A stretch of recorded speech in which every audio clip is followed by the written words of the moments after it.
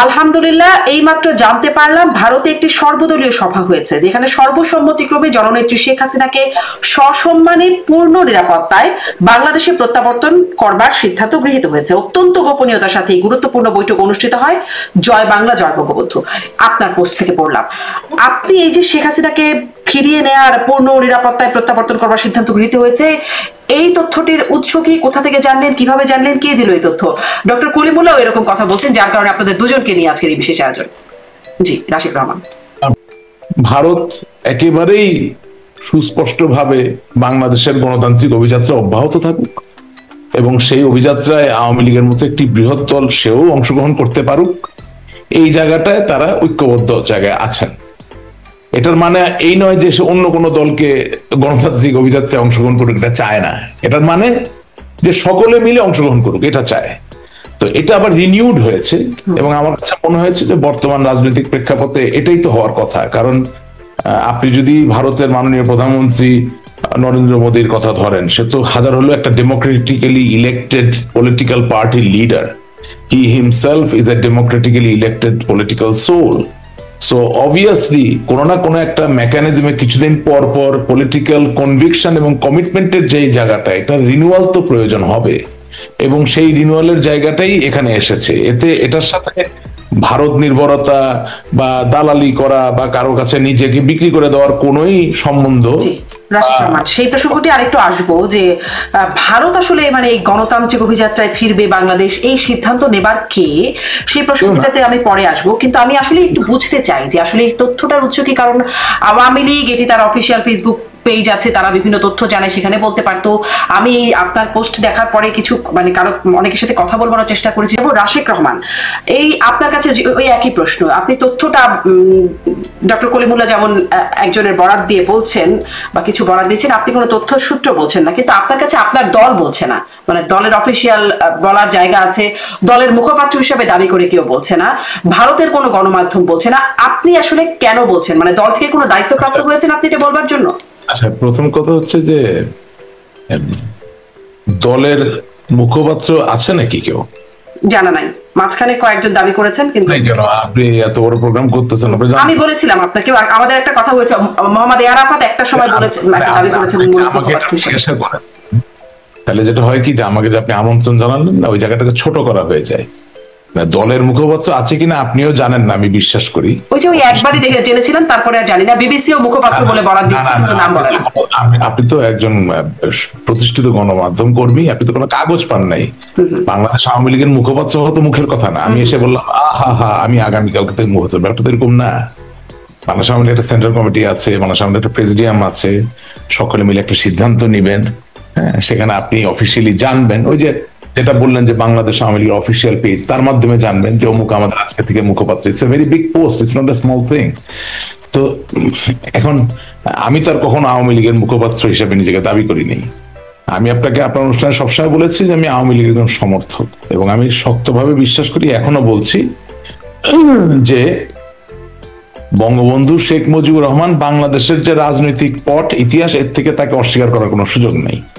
সেই জায়গা থেকে ধরেন যদি বাংলাদেশ না থাকে, কথার কথা বলছি, কোনো একদিন এটা জলে ডুবে গেল, পানিতে ডুবে গেল, বন্যার কারণে বা অতি প্লাবনের কারণে বা গ্লোবাল ওয়ার্মিং এর কারণে, এখন আমার ধরেন ইলন মাস্কের মাধ্যমে মঙ্গল গ্রহে গিয়ে জায়গা হলো, তখনও আমি বিশ্বাস করেন আমি বাংলাদেশের কথা যখন উঠবে আমি বঙ্গবন্ধুর কথাই তো বলবো।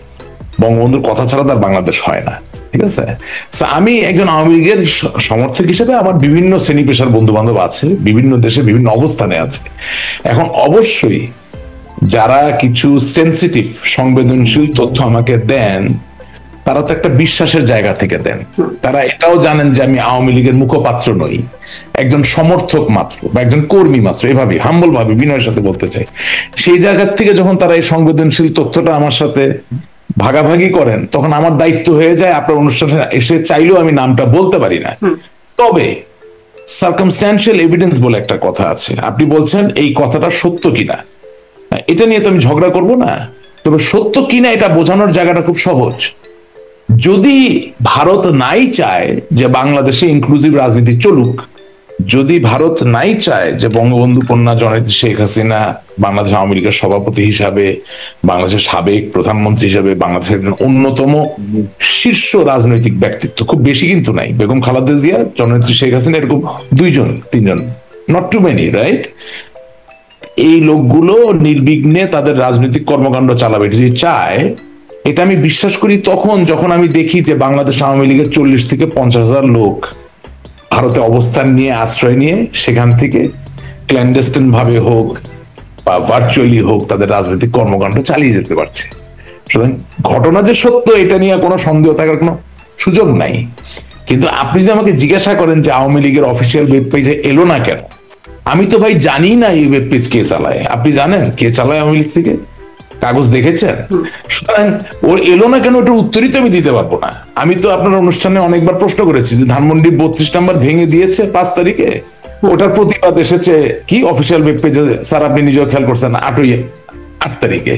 তো 3 দিন এমনই অফিসিয়াল ওয়েব পেজ যে 3 দিন ধরে হয়তো বা প্রতিবাদ জানাইতে পারেনি। এখন ওটার ভিতরে ঢুকা তো আমার কাজ না।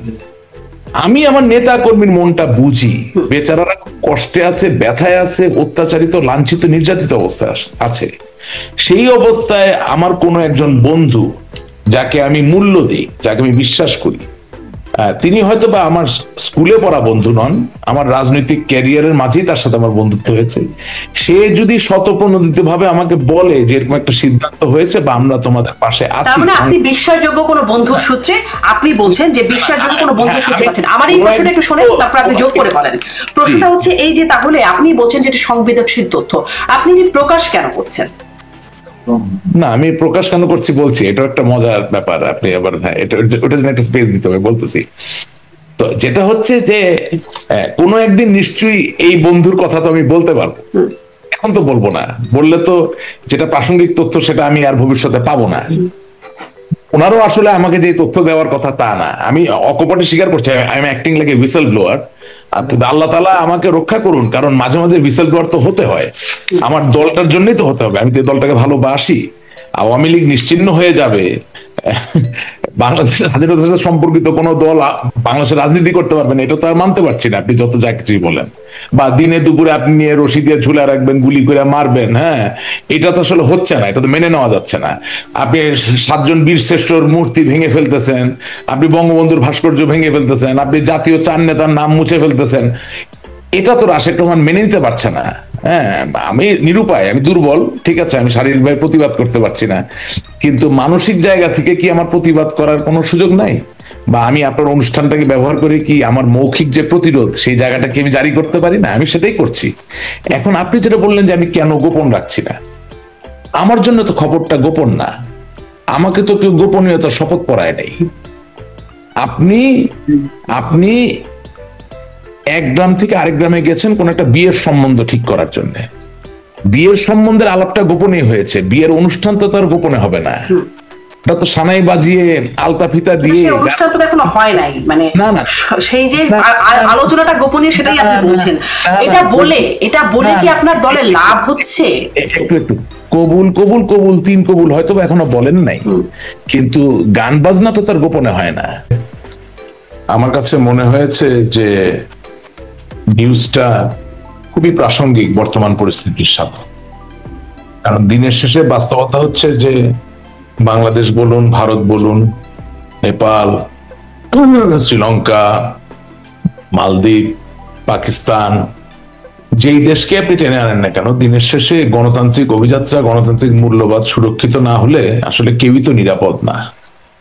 আর এই দক্ষিণ এশিয়ায় যে কোনো একটি বৃহৎ দেশ, এই ক্ষেত্রে বাংলাদেশ তো বটেই, সেখানে গণতান্ত্রিক মূল্যবোধ বলতে কি বোঝায়? শুধু কি একদিনের নির্বাচন না, জুলাই আগস্টের যে আন্দোলনটা হয়েছে সেখানে অবশ্যই অনেকগুলো কারণ মিলেই তো এই পরিবেশ বা পরিস্থিতি তৈরি হয়েছে। সেখানে নির্বাচনও একটা আলোচ্য বিষয় ছিল বটে, তাই না? তা নির্বাচনটা কেন? গণতন্ত্রের জন্য। এখন কোন দেশে প্রতিদিন যদি এটা যদি মৃত্যু উপত্যকায় পরিণত হয়, কোন দেশে আপনি যদি বিনা বিচারে মৃত্যুবরণ করেন, সেটা আগে পেছনে অথবা ভবিষ্যৎ যেভাবে আপনি হিসাবে ধরেন না কেন, সেটা যে খুব শুধুমাত্র বাংলাদেশের জন্য বাংলাদেশের মাঝে সীমাবদ্ধ থাকবে তা না, সে তো পৃথিবীর অন্য সকল দেশকে প্রভাবিত করবে।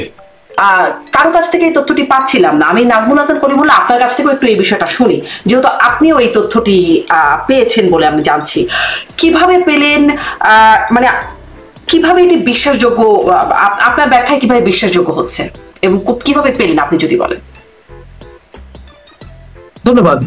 দেখুন, আমি সম্মানীয় রাশেক রহমানের যে বক্তব্যটি সেটি গভীর মনোযোগ দিয়ে শুনলাম, এবং আমি যে সূত্র থেকে জেনেছি সেটি আবার রাশেক রহমানের সূত্রের সঙ্গে ট্যালি করে।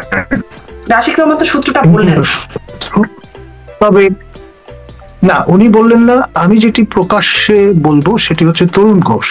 তিনি আমার মতো একজন টকশো শিল্পী, ভারতের নাগরিক, এবং আরেকজন, তাকে দুজনকে আমি এ বিষয়ে বলতে শুনেছি ভার্চুয়ালি। এবং তরুণ ঘোষ আরেক ধাপে গিয়ে বলেছেন যে এই সর্বদলীয় পার্লামেন্টারি যে বৈঠক, তার আগে ভারতের মহামান্য রাষ্ট্রপতি মুর্মু তার সঙ্গে মাননীয় প্রধানমন্ত্রী নরেন্দ্র মোদী তিনিও দেখা করেছেন এবং অবহিত করেছেন বিষয়টি। 2, 3 নম্বর যে বিষয়টি সেটি হচ্ছে আপনার ভারত সরোগেট মাদার বা ধাত্রী মাতা হিসেবে ভূমিকা পালন করেছে মহান মুক্তিযুদ্ধের সময়। এবং অনেকে আরেকটু খোলাসা করে বলেন যে বাংলাদেশ রাষ্ট্রের আতুরঘর হচ্ছে ফোর্ট উইলিয়াম, অর্থাৎ ইস্টার্ন কমান্ডের সদর দপ্তর সেখানটায়। এবং একটা সাজ রবও আছে। আপনার বেশ কিছুদিন ধরে যে কথাটি চাউর হয়েছে যে ভারত 2টি ক্যাটাগরাইজেশন ফেলেছে সারা বিশ্বের দেশগুলোকে। সবচেয়ে ওভারওয়েলমিং মেজরিটি কান্ট্রিজ তারা মিত্র, আর হাতে গোনা কটি দেশ তারা শত্রু রাষ্ট্র। তার মধ্যে সম্প্রতি 6টি রাষ্ট্রের আপনার লেভেলিং তারা করেছেন। তার মধ্যে 5ম স্থানে আছে বাংলাদেশ শত্রু রাষ্ট্র হিসেবে। খেয়াল করেন, এটি খুবই গুরুত্বপূর্ণ একটা, আমি মনে করি, ডিজুরো বেসিস যে আপনার 71-এ মুক্তিযুদ্ধের সময়ও ইন্দিরা সরকার প্রায় 1 বছর ধরে নানান রকম প্রিপারেটরি গ্রাউন্ড তৈরি করেছে। এবং 6 ডিসেম্বর যে যুদ্ধ ঘোষণার ব্যাপারটি ঘটেছিল সেটারও একটা পরতে পরতে প্রিপারেশন ছিল। নভেম্বর থেকেই যশোর সেক্টরে ভারতীয় আপনার ট্যাঙ্ক প্রবেশ করেছিল বলে পাকিস্তানিরা দাবি করছিল।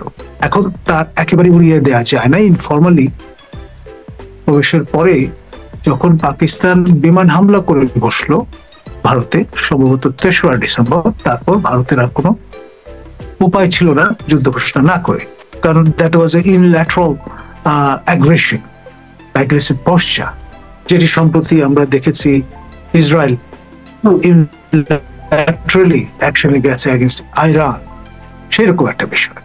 যাই হোক, ইতিহাসের অংশ। বাংলাদেশের সামনে কিছু একটা ঘটতে চলেছে, তার প্রিপারেটরি অংশ হিসেবে যে শত্রু রাষ্ট্র হিসেবে চিহ্নিত করা, তারপর পাঠানোর যে ম্যাঙ্গো ডিপ্লোমেসি, সেটার ভেতরের খবর সেটি হচ্ছে আমরা পাঠিয়েছি কিন্তু সবিনয়ে তা গ্রহণ করা হয়নি। শেষ পর্যন্ত দূতাবাসের আমাদের লোকজনই বা তার পরিবার পরিজন সেটা কনজিউম করেছেন। জি, কিন্তু মানে সর্বদলীয় বৈঠকে যে সিদ্ধান্ত হয়েছে বলে বলছেন ডক্টর কলিমুল্লাহ, মানে ভারতের মিডিয়া, তরুণ ঘোষের বরাত আপনি দিচ্ছেন, কিন্তু ভারতের মিডিয়াতে তো আমি অনেকগুলো পত্রিকা মানে মেইন স্ট্রিম দেখবার চেষ্টা করলাম, তারা অপারেশন সিন্দুর নিয়ে কথা বলছেন, ট্রাম্পের পলিসি নিয়ে কথা বলছেন, কিন্তু বাংলাদেশের প্রধানমন্ত্রীকে বাংলাদেশে প্রত্যাবর্তনের বিষয়ে কিছু কথা হয়েছে, সেখানে তো এটি আসছে না। মানে ভারতের মিডিয়াতে আবার অনেক রকম মিডিয়াতে কথাবার্তা হয়, অনেক গুজব হয় ভারতে। এটি গুজব না, আপনারা কিভাবে নিশ্চিত হচ্ছেন? কারণ আওয়ামী লীগ এটি দাবি করছে না কোথাও। কথা নয়। আমি রাশেক রহমান বোধ কিছু বলতে চেয়েছিলেন, আপনারটুকু শুনে নিয়ে একই প্রশ্ন রাশেক রহমানকেও করবো, আপনার কাছ থেকে একটু শুনে নিয়ে একটু। ঠিক আছে, আমি যেটি বলবো সেটি হচ্ছে এটিও শোনা গেছে যে সপ্তাহখানেক আগে মাননীয় ভারতের প্রধানমন্ত্রী নরেন্দ্র মোদী শিলগুড়ি নেক, যেটাকে চিকেন নেক বলি আমরা, সেই জায়গায় তার পদচিহ্ন এঁকে গেছেন, ঘুরে গেছেন, পার্সোনাল টাচ দিয়ে গেছেন। সেটাও খুব সাজেস্টিভ। এখন আপনার কতগুলো অপশন আছে, তার মধ্যে একটি হচ্ছে সার্জিক্যাল স্ট্রাইক, আরেকটি হচ্ছে আপনার ড্রোন হামলার মতো কিছু বিষয়, আরেকটি হচ্ছে একেবারে সরাসরি আপনার বেলিজারেন্ট একটা পোস্টার নিয়ে এগিয়ে আসা, এবং তার ফলে ডিজুরো বেসিস যেটা অলরেডি তৈরি হয়েছে, শত্রু রাষ্ট্রের বিরুদ্ধে কিন্তু আপনি অ্যাকশনে যেতে পারেন, মিত্র রাষ্ট্রের বিরুদ্ধে নয়। এবং আপনি জানেন যে এরকম একটি সর্বদলীয় বৈঠক আয়োজন করা হয়েছিল আমাদের মাননীয় সাবেক প্রধানমন্ত্রী, বা এক অর্থে যিনি পদত্যাগ করেননি বলে জনশ্রুতি আছে, তিনি 2029 পর্যন্ত তার টেরিয়র, সে পর্যন্ত বহাল আছেন বলে কেউ কেউ মনে করেন। তো সেই বিষয়টা সঙ্গে এটার একটা যোগসূত্র আছে, তিনি হয়তো পূর্ণ নিরাপত্তা সহ ডিগনিটি বাংলাদেশে প্রত্যাবর্তন করতে পারেন। এবং সেই সঙ্গে আরেকটি সম্ভাবনা আছে হয়তো যে বর্তমান যে ইউনূস শাহী হুকুমত আছে, এই হুকুমতের আমলে হয়তো নয়, পরবর্তী আরেকটি হুকুমত, যেটি আপনি আরো আলোচনার জায়গা তৈরি করছেন যে ইউনূস হুকুমতের আমলে নয়, পরবর্তী আরো কিছু হবার একটা জায়গা আপনি দেখতে পাচ্ছেন, কিন্তু হয়তো বা আগামী মাসে। আমি আপনার কাছে গুরুত্বপূর্ণ কথা বলেছেন, আমি আসবো আপনার কাছে যে ইউনূস হুকুমতের পরে আগামী মাসে হয়তো বা নতুন হুকুমত আসবে।